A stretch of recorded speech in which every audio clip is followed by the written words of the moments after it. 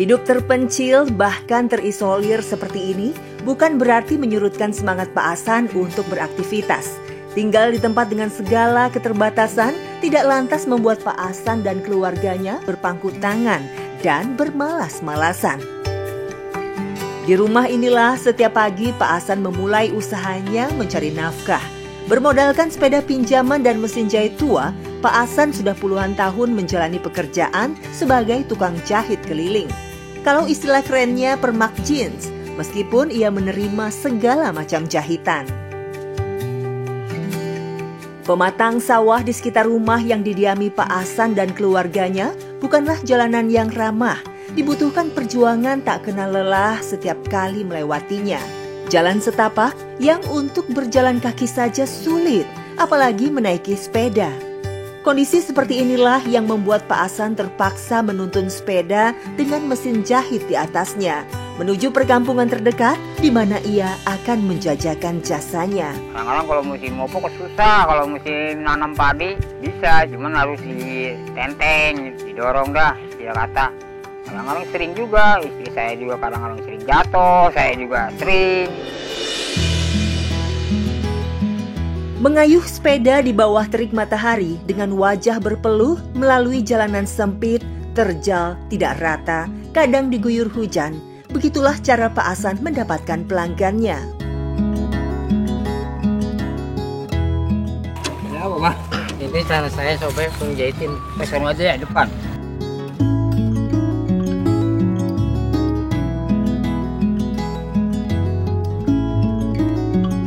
Dahulu, Pak Hasan sempat punya motor dan keliling kampung menjajakan jasa permak celana jeansnya.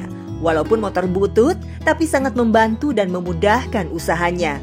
Namun sayang, motor satu-satunya itu rusak. Sementara Pak Hasan tidak memiliki biaya untuk memperbaikinya. Motor itu pun kemudian dijual. Saya juga ada motor, cuma udah rusak. Mau dibawa ke bengkel, dandanin saya nggak punya biaya. Akhirnya saya pakai sepeda. Itu juga boleh pinjem sepeda juga dari orang. Itu kan orangnya baik, ya udah saya pakai gitu.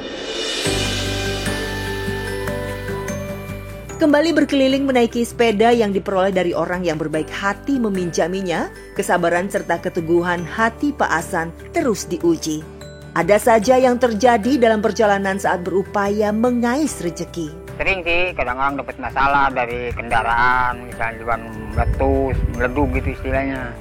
Saya mau nambah belum dapat duit, anak saya juga bingung. Udah begitu di rumah lagi nggak punya beras, punya duit apa, saya juga kadang-kadang nggak bisa ngomong dah. Rintangan memang kadang selalu datang menyertai. Tidak hanya itu, ada saja pelanggan yang tidak puas dengan hasil jahitan Pak Hasan. Bahkan tanpa sungkan melontarkan kemarahannya di jalan. Udah kapok aja kemana mah, dor ke abu maya, rugi udah. Ya udah nggak apa-apa.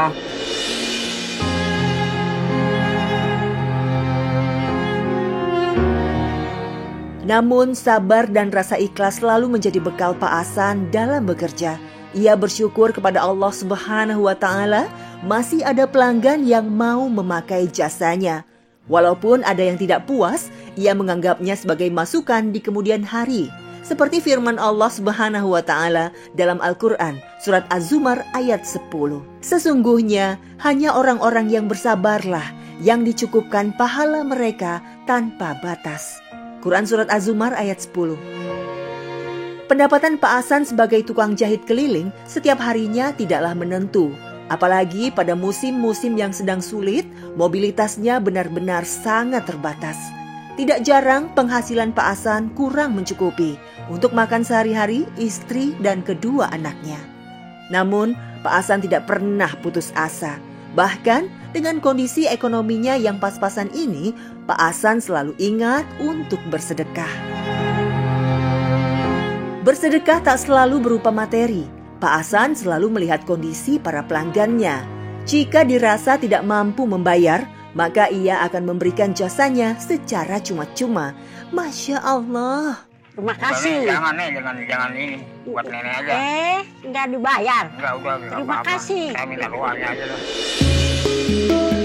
Sudah 2 tahun Pak Hasan dan keluarganya menetap berteman pematang sawah dan pohon-pohon di sekelilingnya. Rumah sederhana ini bukan milik mereka. Pak Hasan bersama keluarganya menempati rumah yang ada di lahan milik orang lain.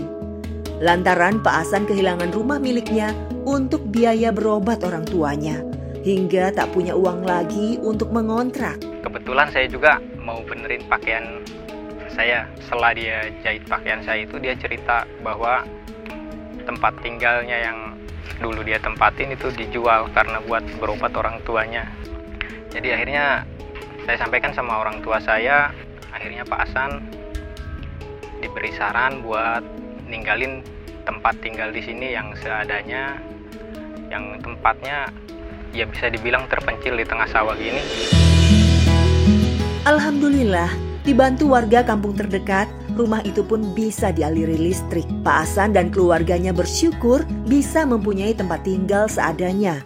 Mereka tidak pernah mengeluh meski akses rumah itu menyulitkan perjalanan Pak Hasan dalam bekerja. Harus nerimain nasib kita. Barangkali ke depannya kita kehidupan kita agak enakan, nggak tahu juga. Mungkin sekarang lagi kesulitan masalah ekonomi apa, mungkin ke depannya kita ada. Saat matahari mulai menampakkan diri, di dalam rumah istri Pak Hasan sudah sibuk menyiapkan dagangannya.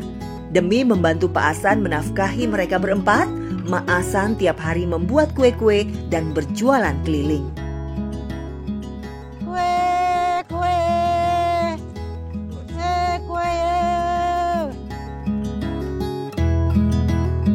Dengan berjalan kaki, Mak Hasan menjajakan kue-kue tradisional buatannya dari kampung ke kampung. Berjualan hingga jaraknya berkilo-kilometer. Jajanan yang rupanya juga menarik minat anak-anak. Ya biasanya kalau buat kayak gini hari ini siang, saya bikinnya jam 7 sampai jam 10 baru selesai. Baru saya dibawa ngider, pulang sore. Sepanjang pagi hingga siang hari sampai menjelang sore, Mak Hasan berjalan sembari menggendong dagangannya. Namun nasib baik tidak selalu datang menyertai. Jika tidak banyak pembeli, Mak Hasan terpaksa membawa pulang kembali dagangannya. Uang yang dikumpulkan pun tidak seberapa. Pernah nggak habis tuh setengah panci kue saya bawa pulang aja dari rumah. Sama saya kasih nama saudara. Nggak ada hujan, bingung saya mau di mana. Kue masih banyak, nunggu hujan deras masih lama. Sampai kue kebasahan, tutupin itu plastik. Saya sedih banget. Lihat bisa gitu.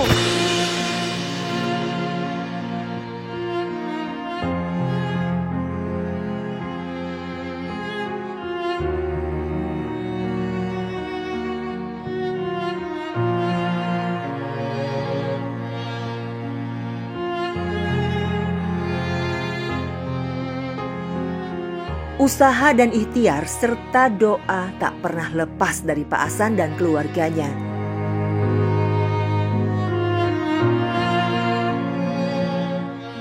Ia bersyukur atas limpahan rezeki yang didapat hari ini. Baginya semua adalah kehendak Allah Subhanahu wa Ta'ala. Kata kita apa yang dicari? Namanya hidup kan kita bukan sehari. Pendapatan kita kata kita harus dikumpul-kumpulin sedikit demi sedikit.